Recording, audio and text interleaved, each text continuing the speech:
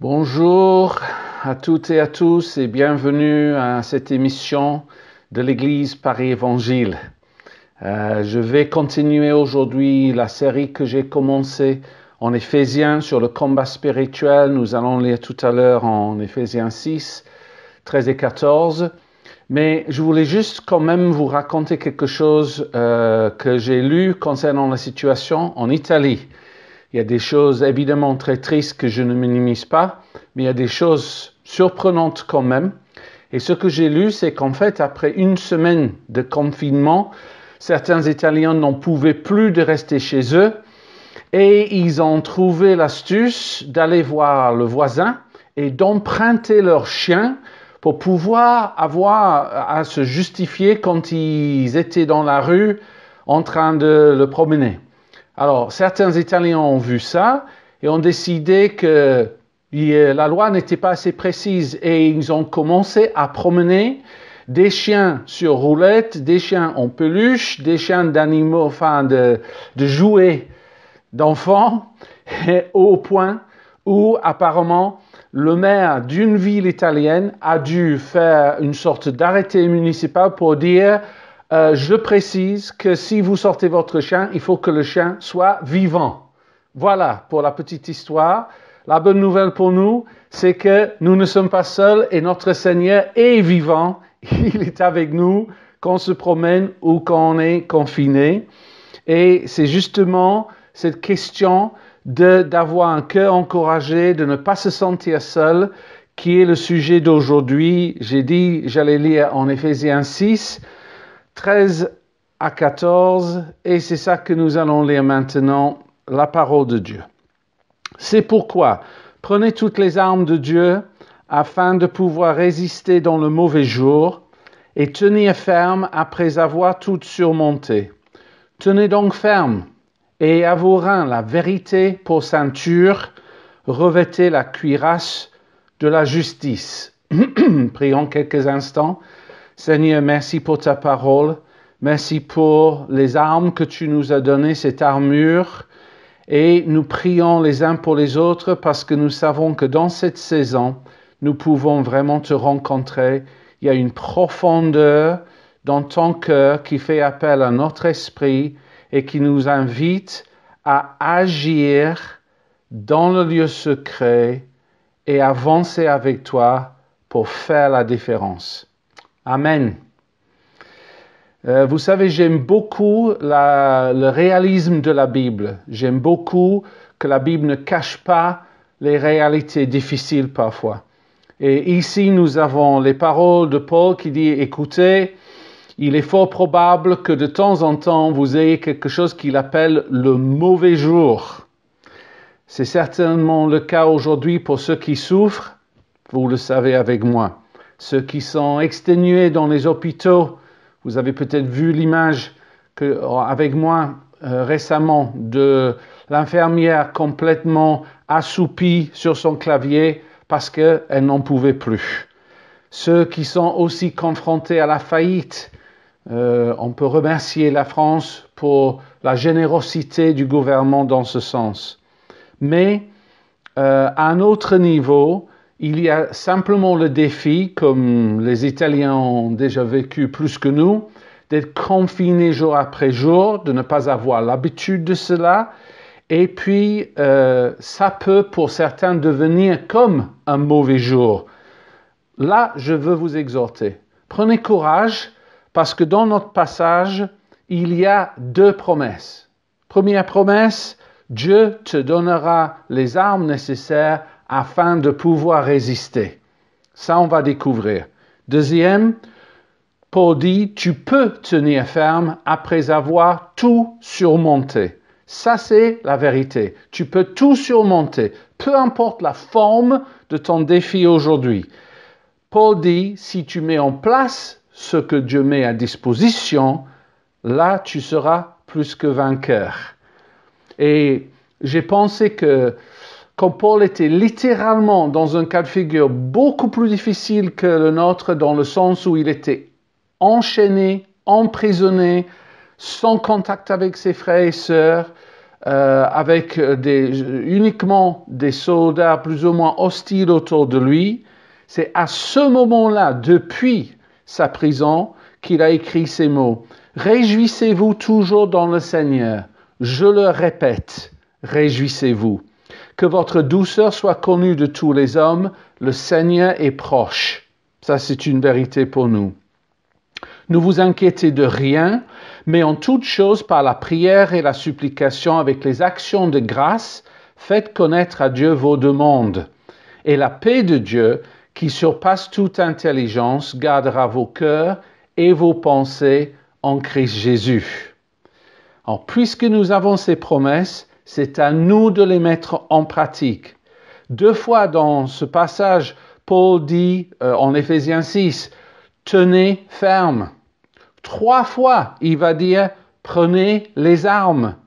Et le sujet précis pour nous, c'est la phrase, revêtez la cuirasse de la justice.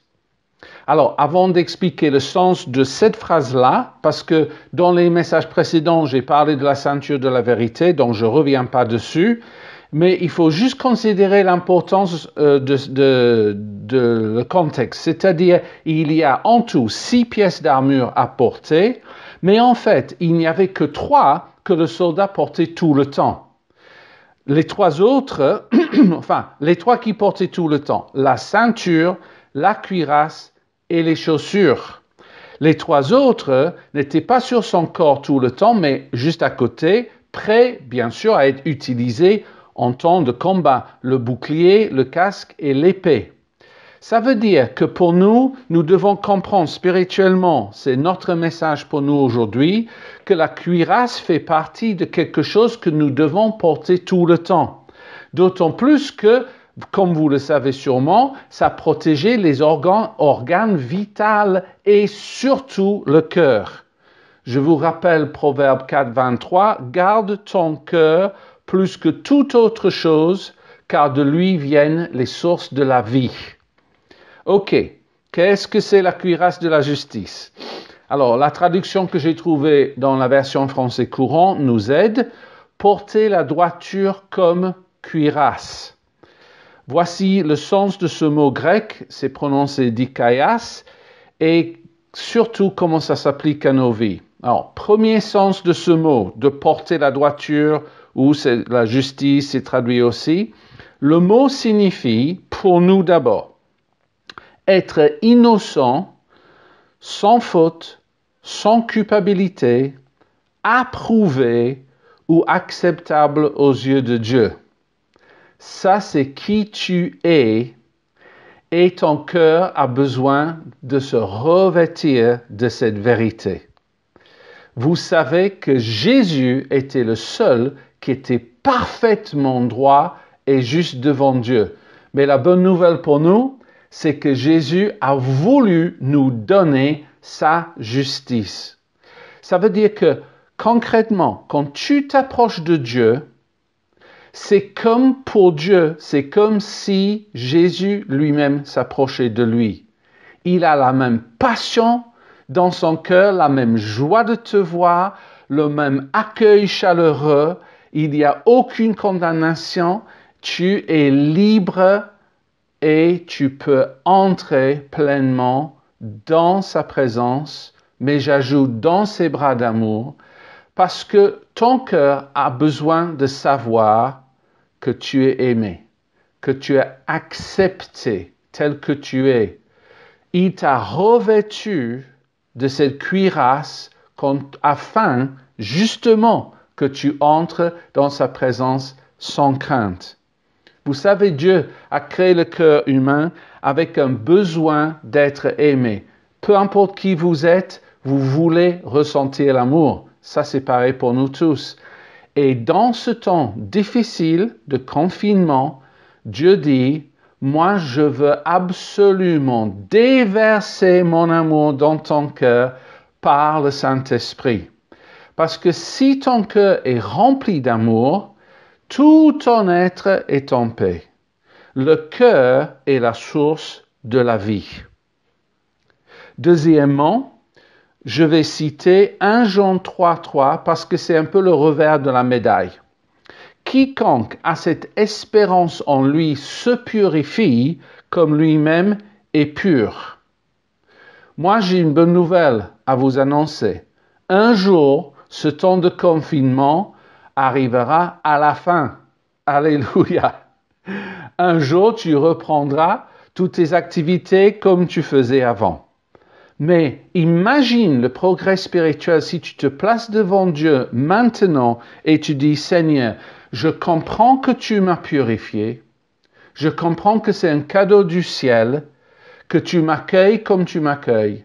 Mais tu me demandes d'entrer dans cette sainteté qui est mon cadeau, de la vivre pleinement. Et donc je te pose cette question, Seigneur. Quel aspect de ma vie veux-tu travailler? Qu'est-ce que tu veux purifier en moi? Et je vous donne la définition biblique, théologique de ce deuxième sens du mot.